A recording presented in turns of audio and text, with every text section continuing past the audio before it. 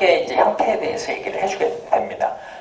D분의 A, 즉 shear span depth ratio가 1보다 작아. 그러니까 shear span depth ratio가 이 전단 경관과 이 B가 1보다 작다라는 건 얘가 되게 긴 거 아니야? 그래서 deep beam, 깊은 보라고 얘기를 합니다.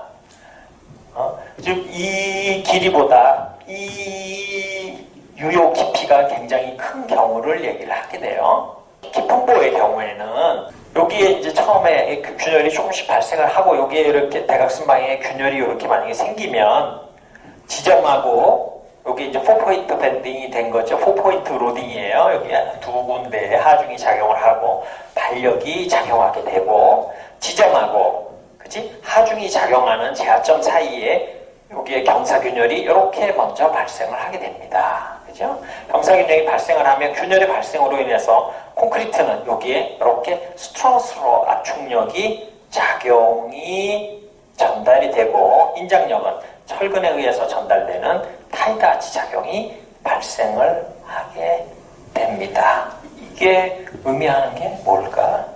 전체 길이에 비해서 얘가 굉장히 깊어. 그치? 그러면 하중이 여기에서 작용하고 반력이 여기에서 작용하니까 이 사이에 틀림없이 이렇게 대각선 방향의 균열이 생겨요. 그러면 이 대각선 방향의 균열이 이렇게 생기면 여기서부터 이 두 하중이 전단에 대한 전단력을 발생시키는 전단력이 하중에 의해서 발생되는 그 전단력을 이 보 자체가 견뎌내야 되는 거잖아. 그치? 그런데 얘 자체로 견뎌내려고 하기 전에 이렇게 아치 형태로 여기에서 작용하고 있는 전단력이 지점으로 그냥 전달이 돼버려.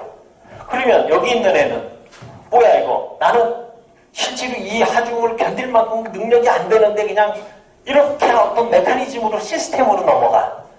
여러분들도 이런 거 해봤나? 해본 것 같은 데서 그 두꺼비 상태로 이렇게 돼 있는 상태에 어떤 하중이 작용해갖고 그 두꺼비지 안에 있는 모래를 다 거쳐갖고 온다면 연약한 모래가 이겨낼 수 없을 텐데 딱 두꺼비 집의 이 형상의 시스템으로 여기 어느 정도 눌러도 안 무너지고 일로 오잖아.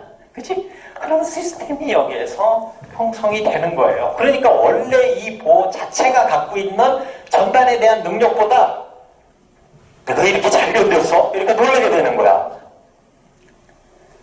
거기에서 작용하고 있는 이 메커니즘 시스템이 꼭 우리가 아치 설계할 때에 타이드 아치 설계하는 것처럼 그런 역할을 하더라 이거지. 우리 설계할 때 모멘트 계산할 때 항상 8분의 WL 제곱이었어. 그죠? 시간이 길면 모멘트가 엄청나게 크게 발생해. 그러면 시간이 길어지면 길어질수록 8분의 W 시간의 L 제곱으로 모멘트가 커지기 때문에 구조 설계하는데 아주 투박한 설계가 될 수 있지. 그래서 모멘트를 낮추기 위해서 설계에 우리는 응용을 하게 됩니다. 제일 많이 쓰이는 방법이 일반적으로 얘기하면 한 3개 정도? 어떻게? 여러분 구조학과에서 배웠던 게르버 형태의 캔틸레버로 바꿔요. 또 하나는 얘를 너무 시간이 길면 연속보로 바꿔. 또 하나는 얘를 아치로 만들면 돼. 아치로 만들면 아치에서 작용하고 있는 이 하중이 아치의 수평 발력을 발생시키지. 아치에 발생되는 이 수평 발력이 외부에서 작용하고 있는 모멘트 값을 아주 낮춰주게 됩니다. 그죠? 이렇게 해서 누르면 일로 수평 발력이 생기잖아. 그 수평 발력을 가운데 T로 연결을 해서 그 수평 발력을 받게 해갖고 외부에 작용하고 있는 지나친 모멘트 그 값을 감소시키기 위한 구조 시스템이 타이드 아치예요. 한강교량 같은 거. 오래된 한강교량. 그치? 한강 제1대교인가? 한강 1교인가? 그래서 이렇게 아치처럼 역할을 해버려. 그러니까 여기서 이렇게 작용을 하면 이 균열이 발생한 이후에 아치로 얘가 하중이 이렇게 전달이 돼버리니까 내가 본연에 나는 이것밖에 견디지 못할 것 같았는데 이 시스템으로 얘를 두꺼비집처럼 그렇게 접어줘서 전단에 대한 그 성능이 상당히 향상이 되는 그런 결과를 보여주게 된다고요. 그래서 타이드 아치는 뭐야? 활 똑같아. 활 이렇게 대나무가 가지고 있는 걸 이렇게 휘지. 그럼 이렇게 휘는 애를 내가 놔두면 탁 펴지면서 일자로 되면서 날아갈 거 아니야. 이렇게 되는 활을 가운데 고무줄 연결을 하지. 이렇게 해서 일로 나가려고 하는 반력을 고무줄로 묶어놓은 거잖아. 그러면 활이 언제 끊어지나 생각을 해봐. 쫙 너무 세게 잡아당기면 활이 끊어질 수도 있지. 아니면 딱 잡아당기는데 이 활의 양쪽 끝에 매듭이 잘못돼서 깨질 수도 있겠지. 아니면 이쪽 매듭이랑 이 고무줄이 너무 탄탄해. 쫙 이 부분에서 깨질 수도 있겠지. 그치?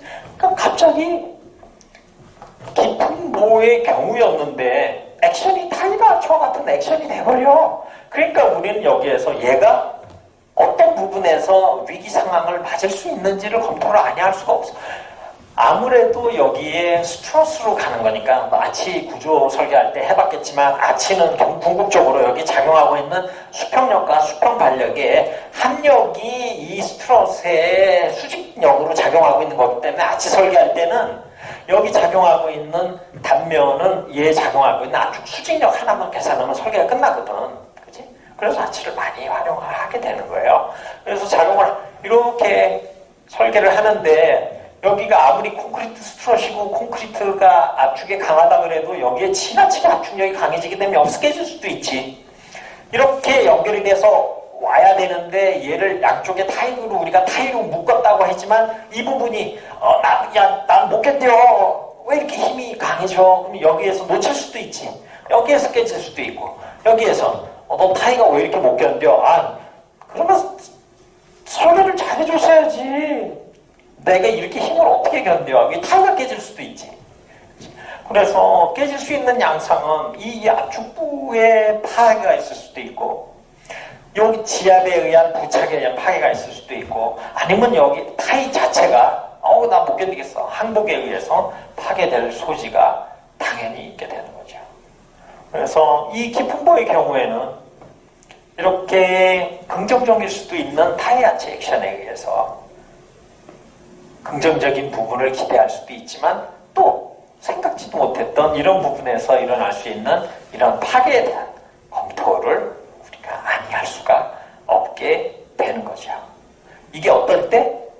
D분의 A, shear span depth ratio가 1보다 작을 때 shear span 였다고? 휘목력과 전달 능력의 B가 1보다 작을 때 휘목력은 작은 거잖아. 전달 능력의 영향력이 더 큰 거지. 그럴 때는 깊은 보의 경우에 이렇게 타이라치 액션이 생기니까 우리가 그걸 고려해야 되는구나.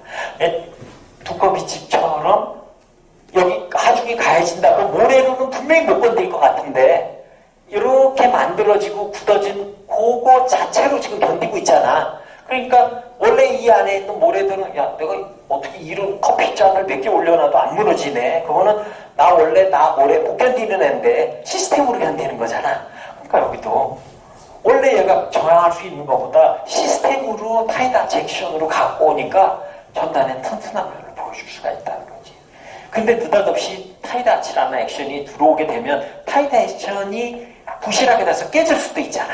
그 부분에 대한 것을 설계할 때 염두에 두고 여기에 충분하게 철근이 배근됐는지 철근을 잡고 있는 활을 만들 때 활을 연결해주는 연결부에 이 고무줄이 충분하게 연결이 되었는지 안 그러면 잘못해서 푹 퍼질 수도 있잖아. 그렇지? 콘크리트 이 부분이 아무리 압축에 강하다고 하더라도 이 부분에 파쇄가 일어나지는 않을지 그런 것들에 대한 검토가 반드시 일어나게 되는 겁니다. 그렇죠? 타이다치 액션은 가끔 우리가 헷갈려요. 이렇게 타일을 쫙 아치를 이렇게 쫙 만들어 놓고 밑에 타일을 딱 갖다 놓으면 아치 부정종 같고 멋있는데 얘 그냥 단순보예요. 단순보가 곡선을 띌 뿐이야. 그지? 그래서 그런 것들도 근데 이렇게 와가지고 하중이 작용하게 되면 이쪽이 힘지고 이쪽이 롤라면 얘가 움직일 거 아니야. 그래서 얘가 움직이지 못하게 이렇게 탁 가운데 타일을 딱 잡아주면 지금과 같이 이렇게 우리가 얻을 수 있는 구조적인 긍정적인 면을 많이 또 기대를 할 수가 있어서